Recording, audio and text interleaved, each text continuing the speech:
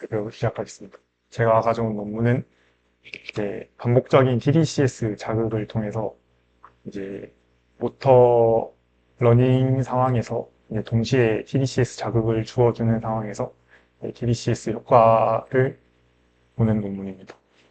TDCS에서 간단하게 설명드리자면 이제 두개골 위에서 전위 차이를 통해서 이제 뇌에 자극을 주는 시스템입니다. 이제 크게 이제 전극을 자극으로 주는 캐소드 방식과 양전극을 중앙으로 주는 아노드 방식으로 나뉘게 됩니다. 이게 비침습적 뇌 자극 방식이고 이제 우울증이나 이제 신경질환 같은 제 효과가 있는 치료 방법 또한 뇌 가소성이나 이제 재활 운동에도 효과가 있는 것으로 나타나고 있습니다.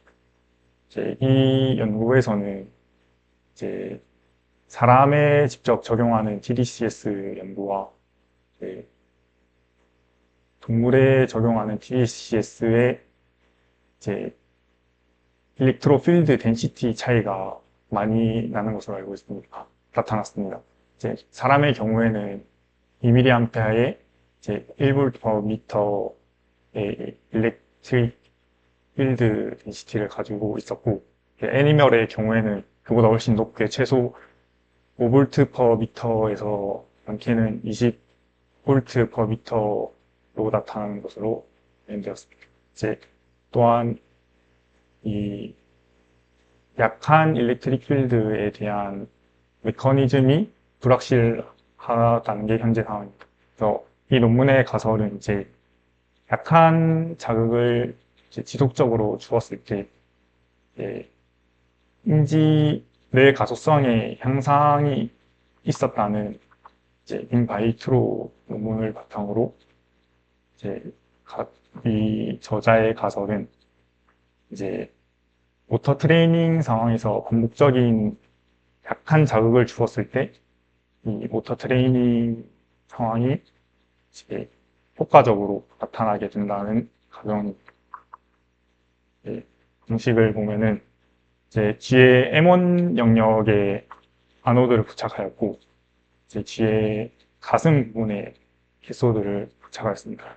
이제 아노드 전극에선 총 두 가지 타입이 사용되었습니다. 이제 컨벤셔널하게 쓰이는 반지름이 3mm인 AGCL 전극을 아노드로 이제 비교 대상으로 사용했습니다. 이제 여기서는 새로운 아노드 전극을 사용하는데 3/3 정사각형 모양의 플래티넘 플레이트 모양의 아노드를 사용합니다. 캐소드는 둘 다 동일한 모양의 10mm, 20mm 플래티넘 그리드 일렉트로드를 사용하였고 이 캐소드 전극을 가슴에 적용하였을 때 G에서 불편한 증상이 나타나지 않았다고 합니다. 다음 사진은 아노드 캐소드를 이제 앞에서 설명드린 것 같이 부착하였을 때 이제 총 세 가지 타입의 아노드 전극에 대해서 전류와 일렉트릭 필드 사이의 관계를 나타내고 있습니다. 이제 2/2mm 이제 플래티넘 플레이트 같은 경우에는 이제 낮은 전류에서도 큰 일렉트릭 필드 덴시티가 나타나고 여기서 사용한 3/3 밀리미터 제곱의 이제 플래티넘 플레이트의 경우에는 이제 우리 이제 논문 작성자가 원하는 이제 낮은 자극을 줄 수 있는 2V/m에 이제 150 마이크로 암페어인 상황에서 나왔습니다. 이제 이 일렉트릭 덴시티 같은 경우에는 이제 전류계를 연결하여 전류를 측정하였고 이제 일렉트릭 필드 같은 경우에는 뇌에 직접 함침을 연결하여서 이제 기록을 하였습니다.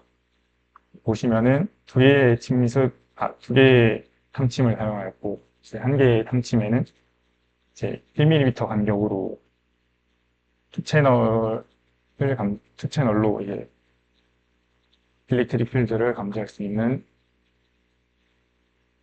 탐침을 사용하였습니다. 이제 그 밑에는 실험 결과, 네, 여기서 위에서 보시는 것과 같이 150 마이크로 암페어를 가했을 때 M1 영역에 2V, 약 2V per 미터의 일렉트릭 필드가 가해지는 것을 확인할 수 있습니다. 네, 다음은 실험 방식에 관한, 이제 위의 실험 같은 경우는 이제 더 러닝에 관한 실험으로 이제 슬릿 사이에 슬릿 사이에 먹이를 두고 쥐가 손을 뻗어서 잡아서 먹을 수 있게까지 하는 게 하나의 성공으로 보고 진행하는 오토러닝 훈련입니다. 네,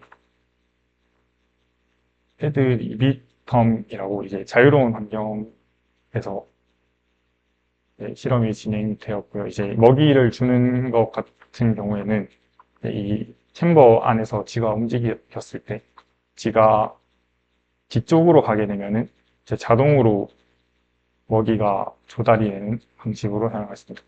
이제 이 모터 러닝이 제대로 되었나 확인하는 과정으로 이제 앞에 카메라를 달아서 쥐의 손을 레코딩하였고요.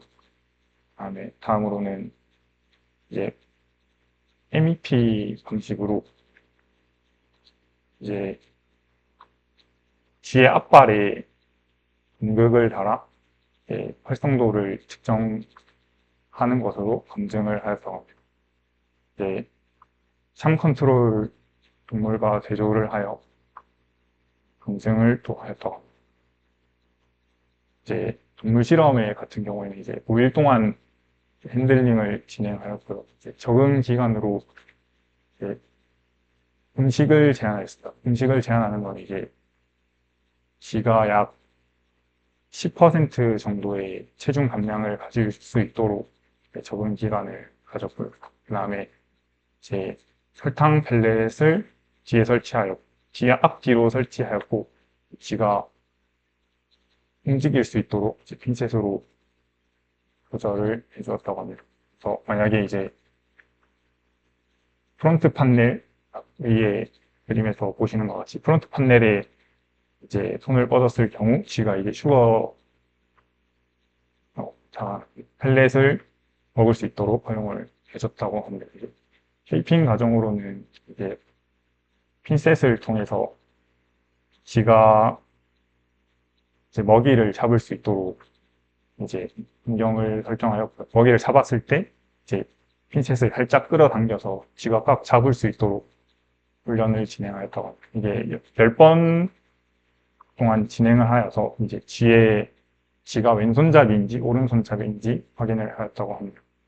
이제 미끼 방식을 활용해가지고 쥐가 뒤까지 가도록 하고 뒤까지 갔을 때 먹이가 자동으로 나오도록 하였다고 합니다. 이제 미끼 방식을 사용하지 않고 쥐가 뒤로 갈 때까지 이 방식을 진행하였다고 합니다.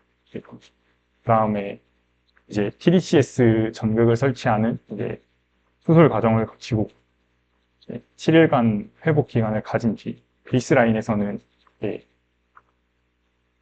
펠렛을 성공적으로 이제 쥐가 잡는 과정이 성공을 하면은 그 다음에 이제 트레이닝 과정으로 넘어갔다고 합니다. 트레이닝 과정에서는 20분 동안 쥐가 먹이를 잡고 먹는 과정을 트레이닝하였고요. 총 그 트레이닝 과정 중에 10초 동안에 TDCS 전류 자극을 주었습니다. 이 그래프는 전극을 준 실험군과 전극을 주지 않은 실험군을 대조하였습니다.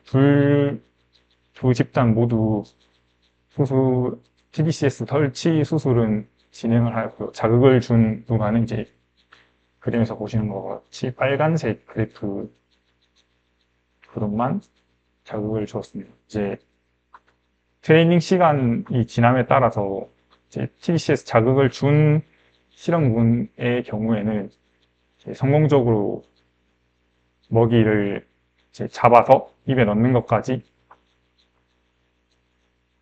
트레이닝 시간이 지남에 따라 그 수가 증가함을 볼 수 있습니다. 또한 단순히 수가 증가하는 게 아니라 시도 횟수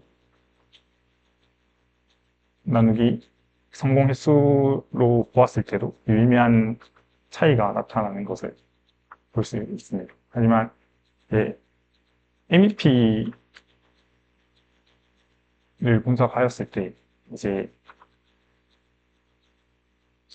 그 TDCS 자극을 준 그룹과 주지 않은 그룹의 차이는 나타나지 않은 것으로 봅니다. 그 트레인한 팔의 경우에는.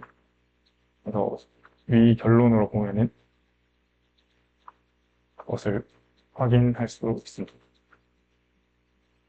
다음으로는 이제 스테레오티피라고 이제 행동 반복을 얼마나 하는가에 대한 수치입니다.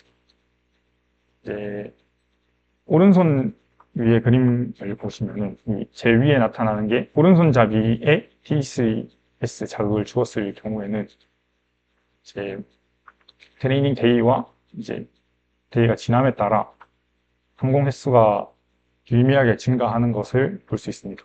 자극을 주지 않은 그룹에 비해. 하지만 왼손잡이의 경우에서는 그렇지 않은 것을 나타남을 볼 수 있습니다. 또한 이제 같은 행동을 반복하는 구간에서도 오른손잡이에서는 같은 행동이 나타나는 것이 TDCS 자극을 주었을 때 받쳐지는 것으로 보이지만 왼손잡이의 경우에는 그 효과가 나타나지 않은 것으로 확인되었습니다. 이제 결론을 보자면 반복적인 TDCS 자극이 오른손잡이의 경우에는 이제 반복적인 행동을 줄여주고 행동의 성공률을 높여주는 효과를 가졌습니다. 하지만 왼손잡이에서는 그렇지 않은 경우가 나타났고요. 이제 이 논문의 한계점은 이게 TDCS 자극을 주어서 이제 신경의 흥분도를 올려서 행동을 유도하는 것이 아니기 때문에 이게 TDCS 전극 자극 때문인지 혹은 TDCS 전극 자극으로 인한 각성 효과라든지 그런 효과에 의해서 이 효과가 나타나는 건지 규정이 안 되어 있다는 것입니다. 네, 발표까지.